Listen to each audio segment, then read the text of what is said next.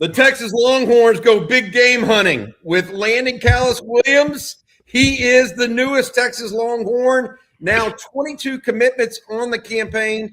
The Longhorns grabbed the state's top running back, Landen Williams-Callis, out of Rosenberg Randall. I'm Bobby Burton, joined by Hank South and Jordan Scruggs. This episode is sponsored by our friends over at Prize Picks. Jordan, I'm going to go to you because you've seen him play in person and seen him work out.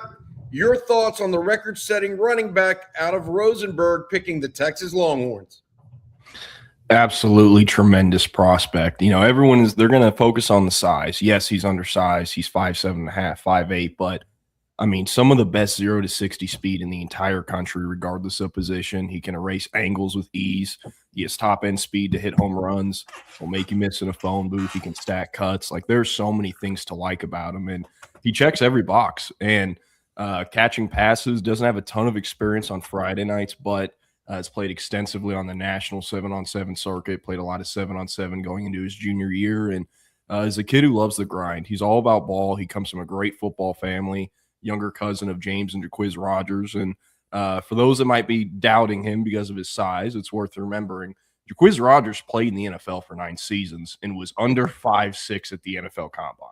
So Landon Williams-Callis will have as good of a chance as anyone to prove the doubters wrong with the size, and can't wait to see him in Austin wearing that burnt orange. He just announced moments ago at the Rosenberg Convention Center. Hey, Hank, who did he choose the Longhorns over? I know A&M gave a late chase, SMU, Missouri, Houston, but this was a national recruitment. Yeah, this was a really unique one in that, you know, we've been talking about him all summer. He took 8 official visits. So he had no shortage of due diligence in you know, looking at different schools, giving serious consideration to other schools. Like you just mentioned, Mizzou has been making a big run at him. They were obviously trying to make a huge NIL push for him, be one of the first probably the top state of Texas recruit ever if he were to have chosen Missouri. For a while, Oregon was in there. They kind of dipped out earlier in the summer. Texas A&M, SMU. Earlier in, I guess, late June, we started hearing more buzz about SMU and Texas kind of being the 2 teams leading the pack. But, you know, as you get closer to decision day, you know, he went all July. You know, we were all kind of just waiting when he was going to announce. You know, you start hearing more about Mizzou. You hear more about A&M. A&M wasn't going to just sit down and, you know, not try to make a push for him late. Obviously, Houston would have loved to keep him home. But Texas, you know, since that official visit, really since that early mid-June, they turned a corner with him. You know, he was in Austin that first day for spring practice this past spring or past March, returned for his official visit, and Texas just stayed after him. They had the early edge with Tashard Choice, fell back with Chad Scott, and Jabbar Jalute came in. Credit to him for establishing that relationship and really pushing Texas ahead and through the finish line. So huge get, and it was no shortage of top competition for the Longhorns to get this one done. Really a talented young man. I was watching film of him and have been, obviously, for the last couple of months since he really started taking a heavy interest in Texas. A lot of comparisons made, guys. Some people have said, you know, even one of his relatives, Jaquiz Rogers. Jerry and I kind of came up with Maurice Jones-Drew as a proxy, a smaller height running back, but still a large build around that. Those kind of guys. Of course, Jones-Drew playing a number of years in the NFL and I think leading the NFL in rushing at one point. Hey, let's look at his stats overall, if we don't mind, real quick, because Jordan, this is something you and I had talked about previous, and all of the numbers that he has done over time and where he's at historically. He is climbing the ranks of all time right now. He's at 7,500 yards or so in his career. He's still got a senior season to go. He rushed for 3,500 last year. He adds another 3,500 to this group. He may be knocking on the door of number 1 or number 2 of all time in Texas high school football. No doubt. I mean, historically great player, one of the most productive players in state history, and Texas native myself, but I will say it's the best football state. So another top prospect, top producing prospect Texas has landed from the state of Texas in back-to-back years. If you remember, Jermaine Bishop finished his career as the 4th all-time leading receiver in Texas high school football history and the all-time leader in the Houston area for receptions, receiving yards, and receiving touchdowns. So Texas, they love the stat sheet fillers, and never a bad strategy. You look at this, 61 touchdowns in a single season.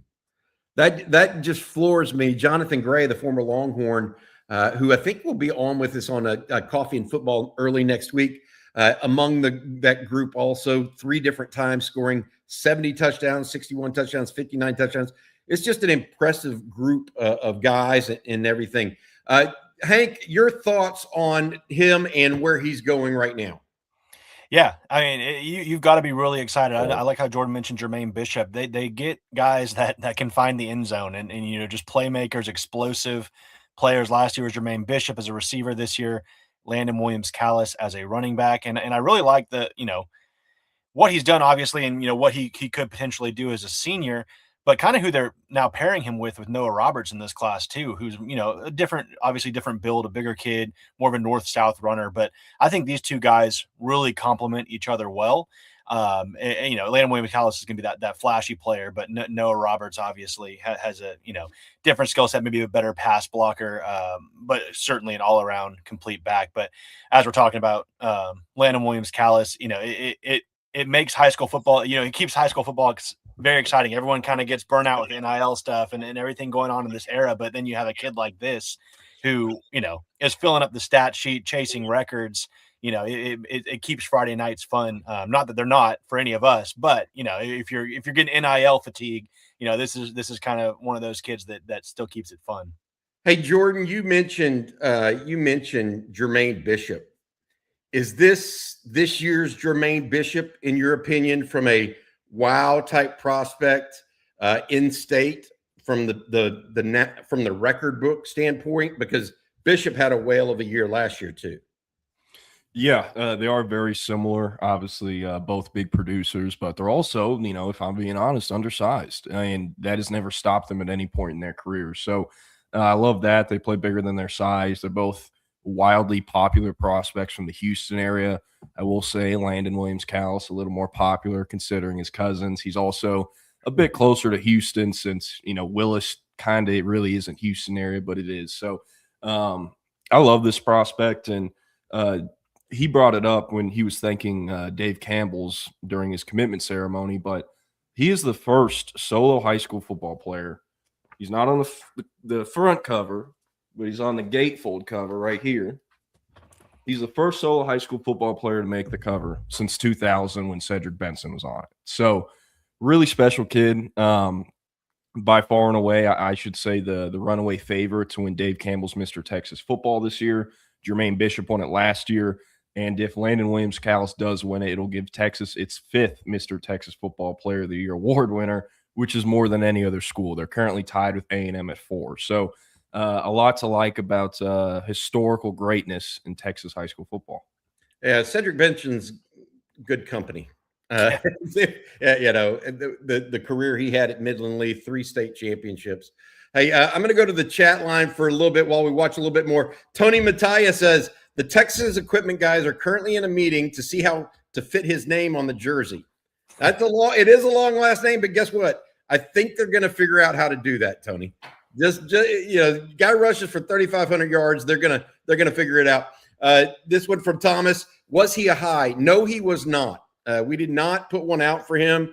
The last one, I believe, was Spears, the basketball player that Jerry put out. I do want to ask this though, Jordan and Hank. This is the ultimate or the final guy that we were really waiting on in the class of 2027 for the summer. Texas now at 22 commitments. Yes, Easton Royal, we don't know what's going on there, so that's kind of still in hanging in the balance maybe somewhat. But where does Texas go from here with recruiting? Because this is the final piece of the puzzle from a recruiting perspective for Texas this summer. Jordan? Yeah. I think senior evaluations are the main thing. I'd probably expect around mid-September, late September, we start seeing offers being extended once non-district film gets uploaded to Huddle. So I think senior evals, I'm looking at linebacker, obviously, safety, potentially a late blooming lineman or a defensive lineman. And then I also think they're going to stay on the big guys that are kind of no-brainers, like DJ Jacobs or Marcus Fakatau. or Monson Sales if Easton Royal was to end up flipping. So a lot of time that has to pass between now and signing day in December. But if I had to make a call right now, I would expect Texas class to be, I don't want to say far from finished, but not finished. I think we're still waiting on a linebacker or two, another safety, a few other senior evals. So excited to see it all play out. 3 to 5 more in your estimation? I think 3 to 5 is a good number. I like that. You like that number too, Hank? Yeah. There's too much still in play. You look back to last fall, Rocky Cummings, Caden Scherer, Jet Walker, again, big name guys that, and like they still need linebackers. They still, is cornerback a need they're going to go address now that John Meredith reclassified to 2026. But I think the one thing with Landon Williams-Callis is, or kind of how things have developed the last couple of weeks, is this would have put Texas knocking on the door of the number one class, if not A&M still up there, Miami's up there, but with John Meredith reclassing, they're gonna. I think they're looking more top 5 finish, which obviously that's great if you can sign top 10 classes consistently. But I think they're gonna be busy this fall. And I look at offensive line, maybe another developmental tackle. I know they really like Jasper and Gokwer, the Vanderbilt commit. That's a guy they didn't bring in for an official visit yet. DJ Jacobs, another big fish, we've talked about, is a guy that they're still recruiting from that edge rusher position who's committed to Ohio State, but liked Texas a lot. He still has an official visit in his back pocket if he decides to take it. So, yeah, like Jordan said, I think we're pretty close to done, but there's still a handful of spots left that we need to pay attention to the next few months. This is a great question. Killa. Is this the biggest Texas-born RB commit since Cedric Benson? I think it is. So I'll be, because Bijan Robinson, obviously, from the state of Arizona, both Jamal Charles, even though he was tremendous, was not considered a top 3 running back in high school football. He was a top 100 prospect in the country, but some thought he might be a better cornerback than running back, to be honest. In fact, Texas wanted him. Dwayne Aquina wanted him as a cornerback originally, before the offensive side of the ball said not so fast. And then you have Deontay Foreman, who was a good running back, obviously at University of Texas, 2,000 plus yards, but he also did not have that pedigree like Benson or like Williams-Callis. Can y'all think of anybody else in that category that you would add? You can Malcolm Brown Malcolm Brown. The guys on the list.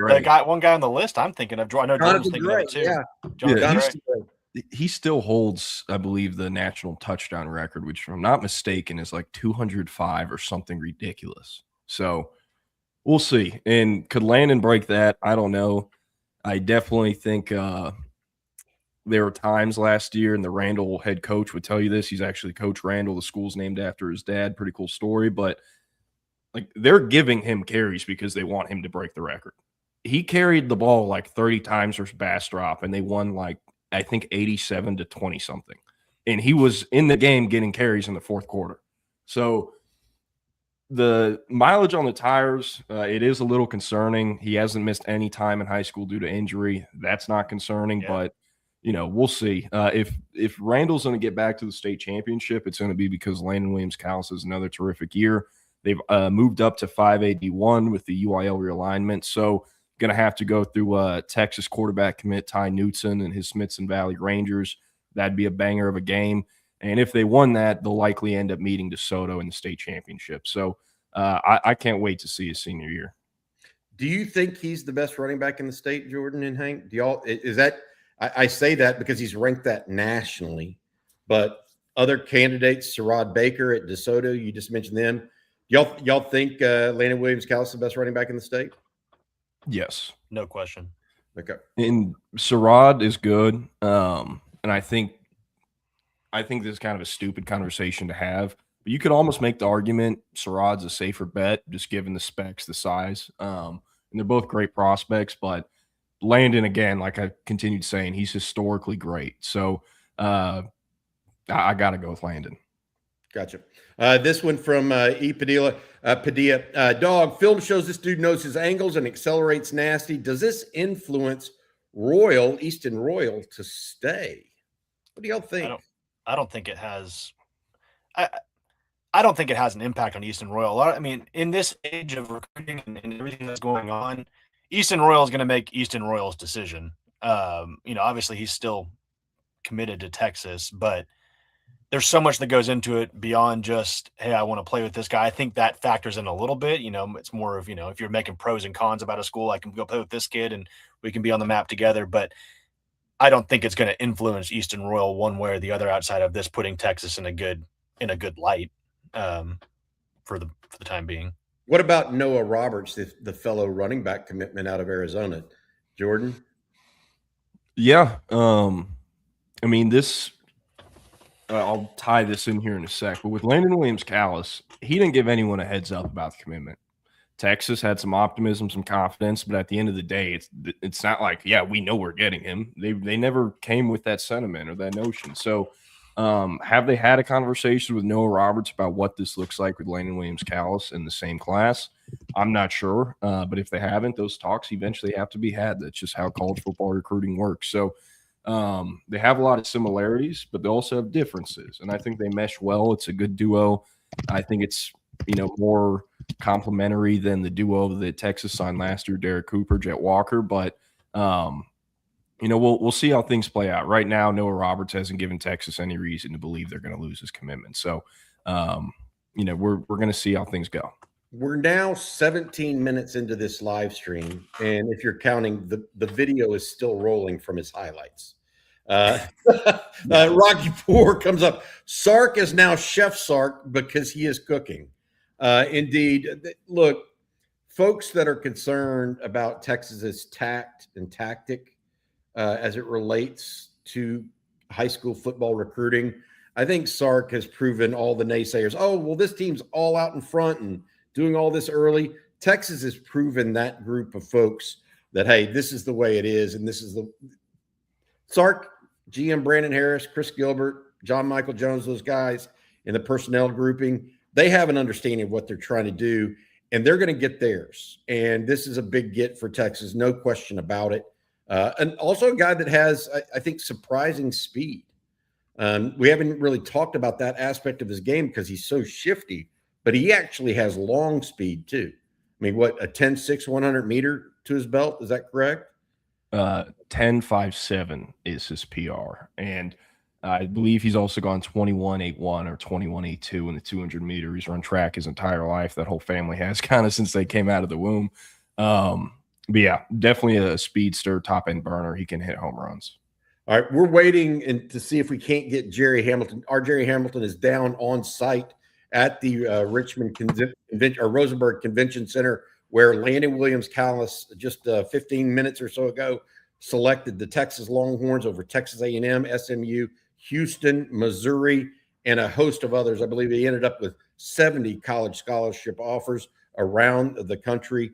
But we will see if we can get Jerry in as quickly as possible. Before we go there, we're going to actually also take some questions here from the chat, if we can get them. This one from Antoine. Is Ashton Jeanty a good comp for Landon Williams-Callis? What do y'all think of that one?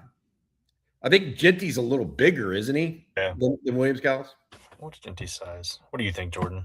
I think Jeanty was like 5'9.5" or 5'10" at the combine. And in college, I think he was north of 200 pounds. Not that Landon Williams-Callis won't be, but it is a good comp.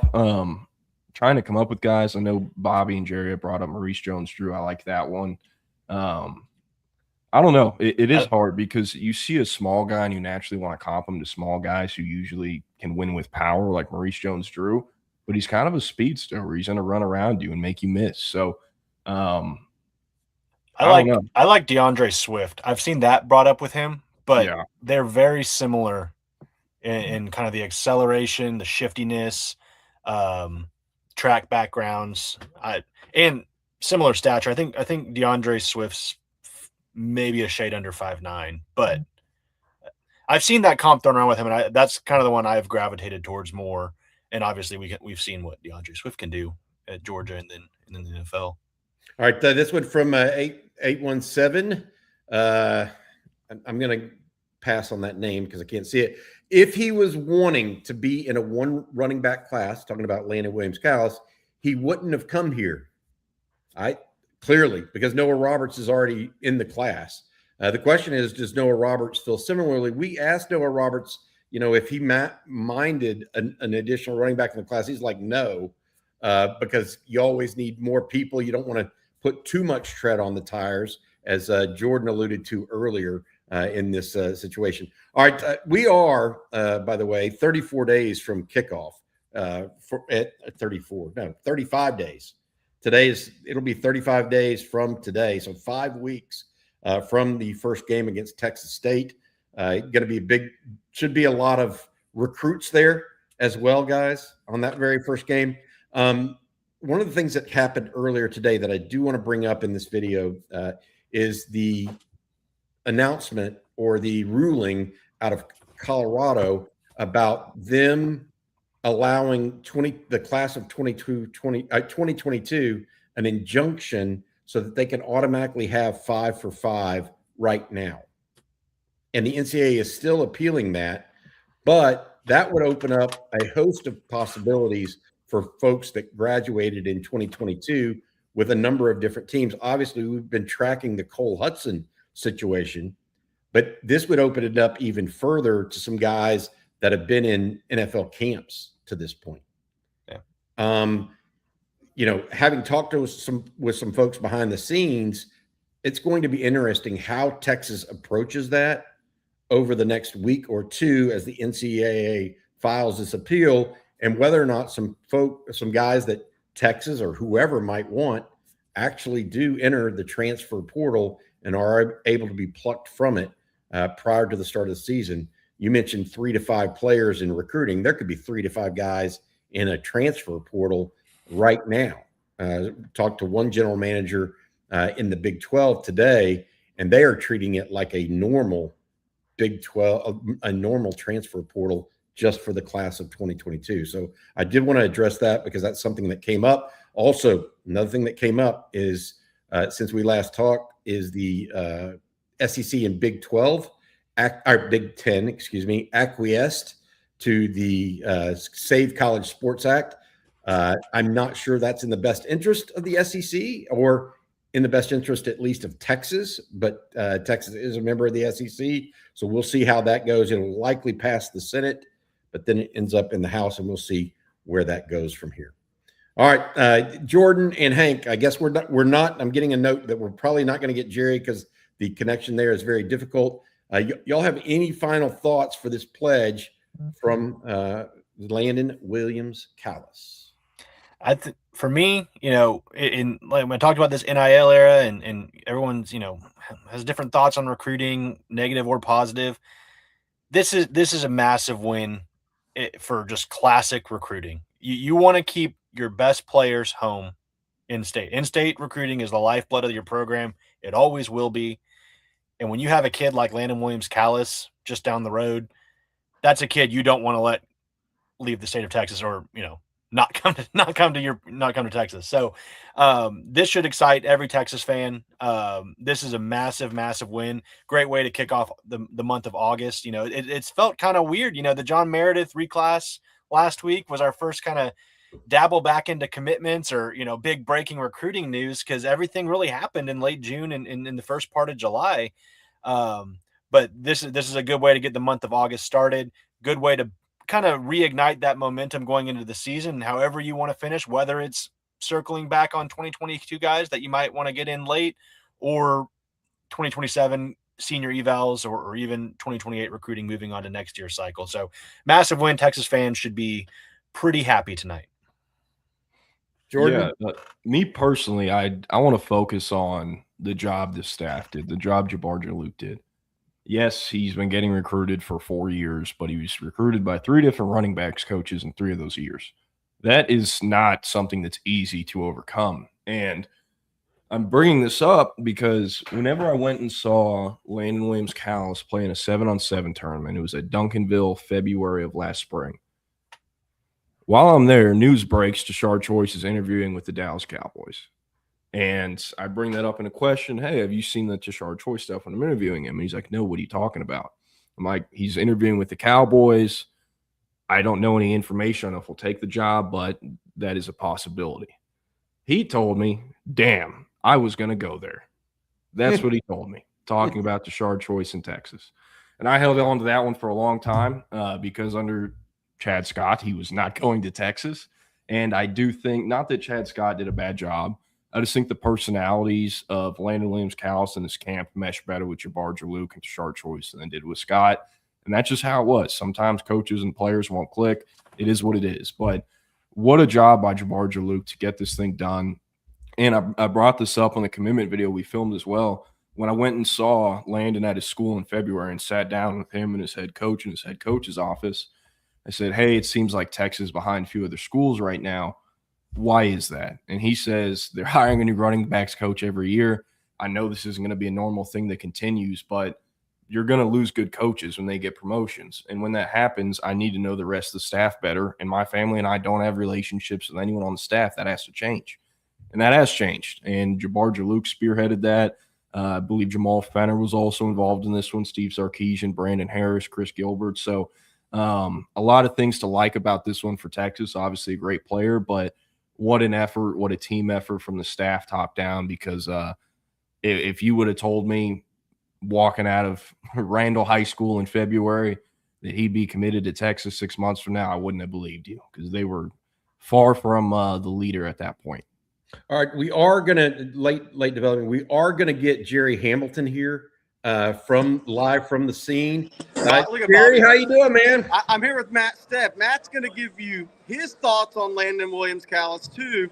Obviously, does a great job covering Texas high school football. Matt, kind of your thoughts on Landon Williams-Callis as a player, what you've seen over the years. I mean, the skill set's elite, right? I mean, we're talking elite balance, strength, ability. Last year, if you watch a lot of his tape, he's getting contact in the backfield and still breaking long runs. The ability to make people miss, the ability to run through tackles, I think is next level. And I think when he gets at the college level and gets behind a college offensive line, you'll be able to see the other skill sets, the elite vision, the elite breakaway speed, the ability to catch the ball at backfield. I do think Landon Williams-Callis is a complete back, and in my opinion, clearly the number one back in the state of Texas. How many SRO, standing room only announcements, have we been to? This was a big time announcement. This was a big announcement. A lot of media here. A lot of recruits from across the Houston area. I saw Blake Jenkins. I saw Alvin Mosley here. So a lot of big time Houston football players are here, and then a ton of media. This was a big deal, and I was glad I got to come and watch it. He's a great kid, and I'm super happy for him. I've been happy for him no matter where he picked to go to school, because he's a great kid. But obviously very happy we get to watch him in the state of Texas. That's Matt Stepp. They did a great job covering this recruitment. Thank you, Matt. You do awesome work in the state of Texas. Hey, Jerry, I got to ask you personally, being down there, did he say why he picked the Longhorns over the other teams? He didn't come out and say it yet. I'm going to talk with him in a few minutes. I just talked with Jaquiz Rogers, the great quiz from Lamar Consolidated. We're going to have about an 8-minute interview with him on Texas Football tomorrow. We did talk about legacy. Quiz thought Texas was the best choice for him. And I don't think he was alone in thinking, if you're a great running back. And Quiz said, I don't want to call Texas my dream school, but he almost did when he was coming out. The running backs that have been through Texas, the chance to leave a legacy at the University of Texas as a potential great running back, following the shoes of Bobby. We're doing this top 25 list. In the modern era, we're going to have 5 running backs on it. I think all these guys, whether it's Michael Lewis, whether it's Quiz, whether it's Landon Williams-Callis, they know the history of Texas running backs. And we're going to get more from Landon on that here coming up in a few. All right. Jerry, good coverage today. Interesting that, leading in, we weren't really getting much intel. We had been saying we felt like Texas was in a strong position, but this group of folks kept it really close to the vest headed into the final day. Was there anything down there that led you thinking one way or the other prior to the final announcement?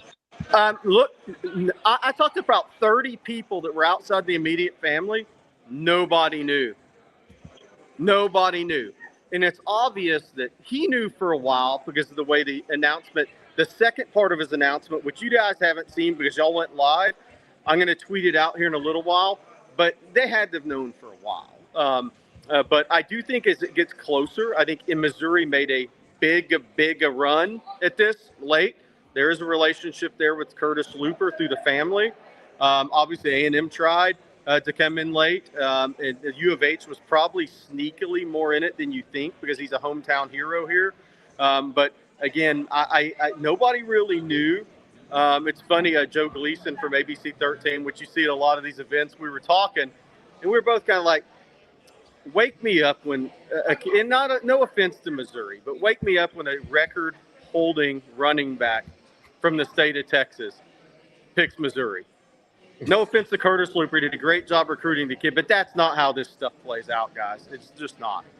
Yeah. Hey, by the way, y'all stay on for a few minutes. I'm going to go see if I can get Landon real quick. I'll be right back. Well, we can wait for that. I may have to change hats though. I'm going to change. Hey, no, now's the time you need the hat. If Landon Williams-Callis comes on the stream, Landon's intro to Bobby Burton should be with that hat on. All right, here we go. Terrence Jones says Sark ain't BSing around. No, he's not. He's really lining up some high-end talent, I think, particularly on offense. The skill positions at Texas just loaded right now. Certus Lending and Realty, Brett Rasco, and he wasn't 100% healthy last year. Played through not perfect health. Look, fantastic player. We've all said that. State champ, just an all-around tremendous guy. I want to go back to something you mentioned, though, Jordan, and we haven't talked enough about it because we haven't known him long enough. Jabbar Jalouk, in his first ever year at Texas, now has commitments from 2 top 100 running backs in the country, 2 top 100 players in the country, and Noah Roberts and Landon Williams-Callis today. This one's from 817 again. Jalouk's attitude and personality is infectious. Is that kind of how you see it? And is that how he's connecting? Because I recall something Steve Sarkisian said in a press conference I attended, and we asked him about the moves of Will Muschamp and Jabbar Jalouk and even Blake Gideon. And he said he felt like he wanted a different feel from his coaches, like a little bit more go get 'em type thing. Is that the attitude and personality you're talking about that he displayed to Landon Williams-Callis? No doubt. I think that definitely was something that was attractive, and also to bring up with Jalouk, also signed arguably the 2 best running backs in the portal as well, in addition to having a great high school class already. I think, the energy, the kind of rough around the edges, you could almost say, really stood out to him because, man, and I brought this up on the video we recorded for his commitment. He was offered by Jimbo Fisher and Nick Saban going into high school. That is how long he's been getting recruited for. Both those guys have not coached college football for multiple years now. He's heard every pitch you can think of. He's met every running back coach in America. He's over 4 dozen offers. He's heard it all. And yes, obviously financial things are important. Texas, they were aggressive there as well. I don't think they were the biggest offer based off what we do know. But the relationship for Jalouk to stick out enough to get this done, I think says a lot about him because, again, everyone in the country wanted Landon Williams-Callis, and he's been getting recruited since he was a 13, 14-year-old. So for Jalouk to come in after not previously really having a relationship with him at Florida, arriving in January and landing a commitment 7-8 months later, super impressive. Super impressive.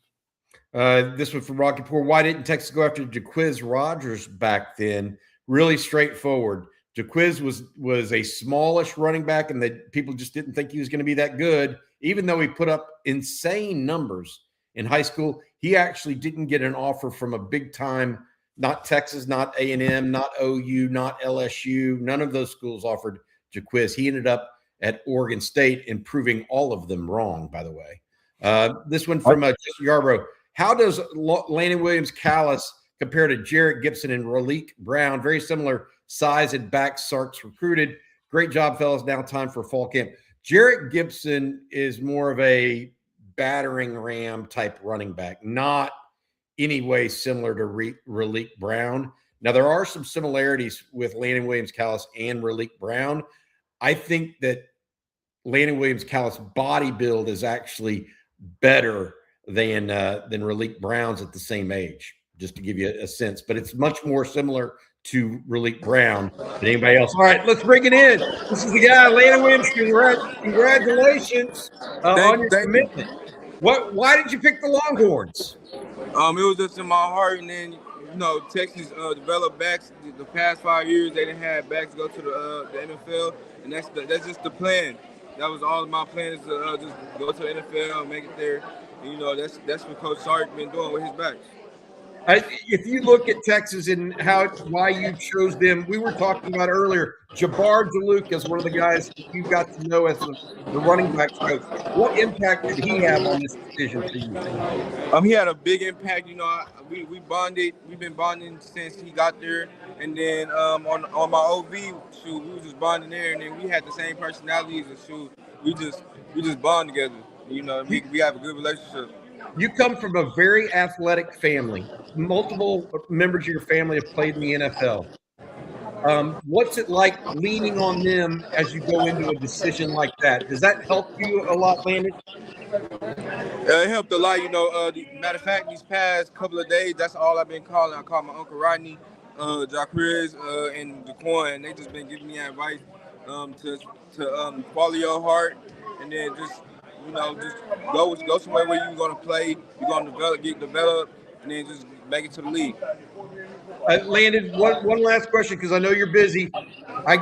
When you pick the Longhorns, is that a relief off your back? Because everybody knows that the pressure has to be so great with everybody calling you every day, that sort of stuff. Are you happy to have the kind of the pressure off your back? It was a big relief, but I don't know. This is something in me that's still I'm kind of shy, so I'm still nervous. I don't know why I'm still nervous, but I know God got me, and He's gonna bless me. No matter all right, what. hey Landon, thank you so much for your time, and hook 'em horns, buddy. Yes, sir. Hook 'em. Thank you, Landon. Thank you. Thanks, Landon. Appreciate it. All right, good stuff. Thanks for getting him for us there, Jerry. Good work, Jerry. Yeah, hey Jerry. Question: anything else you want to bring to us here before we get going tonight? Say that again, Bobby. Anything else you want to bring to us before we get going here tonight? I've been to a lot of ceremonies over the years. This was SRO. This was a big deal. We said this was going to be a big deal. I'm waiting to talk to Michael Lewis still. There's a lot of people here. By the way, Coach Randall of Randall High is going to be on Coffee and Football Monday to talk about Landon more in depth. But this was a big celebration going on there. I'm not sure when I'm going to get home, and I don't really care. I'm having fun at this one. This is a great celebration. They got good wings, too. Everybody's getting wings here. I'll do the corn dog with mayo Monday on the show. But this was SRO. This was a great event. This was well put on, and I thought this is one of the best commitment ceremonies I've been to in my years. It was a lot of fun. All right, Jerry. One last thing for you before we let you go. You just stood next to him. What are his height and weight? Well, I almost got tackled by Jacquez Rogers because I said when I was interviewing Jacquez, I said, "You're 5'6.5". He looked at me and said, "I'm 5'7". I said, "Okay." The driver's license says 5'7". I would say it's very similar, 5'7 1/4, about 197, 198. Bit well put together, even though he's a little on the shorter side. All right. Hey, Jerry, thank you so much, buddy. We appreciate you. We'll get more from Jerry Hamilton. Jacquez Rogers, we'll be talking about him tomorrow as well. That's going to do it for tonight. I want to say thank you to our sponsor. Our sponsor of this evening's show was Prize Picks. If you haven't taken a look at Prize Picks before, make sure you try it out. Right now, you can go to Prize Picks, and all you have to do is choose more or less on a few player stats and lock in your lineup. That's it. And if you're someone who likes picking teams instead of individual players, Prize Picks has you covered there too. You can now pick the winner, the spread, or the total on games and even fights. Prize Picks is available in most states, including Texas, California, and Florida, so chances are you can jump in today. Here's the best part. If you've never tried Prize Picks before, play your first $5 lineup, and if you win, you'll get $150 in bonus lineups. Just make sure you use code HMA when you sign up. They actually just updated this offer, so there's never been a better time to get started. Download the Prize Picks app today. Use code HMA. Play that first $5 lineup, and if you win, you'll get $150 in bonus lineups. That's Prize Picks, code HMA. Good luck, and as always, play smart, play responsibly, play Prize Picks. Guys, Big night for the Texas Longhorns. No other ways to say it. 22 verbal commitments now for the class of 2027. Top 5 ranked recruiting class yet again under Steve Sarkisian. Would have been higher even if John Meredith would have stayed in that class of 2027 instead of forwarding up and reclassifying into 2026. Just another, just keep stacking classes, I guess is the best way to put it if you're a Texas Longhorn fan, and good things will come. For Jordan Scruggs, for Hank South, and for our producer behind the scenes, Matt Hudson, I'm Bobby Burton and Landon Williams-Callis. Hook 'em horns, buddy.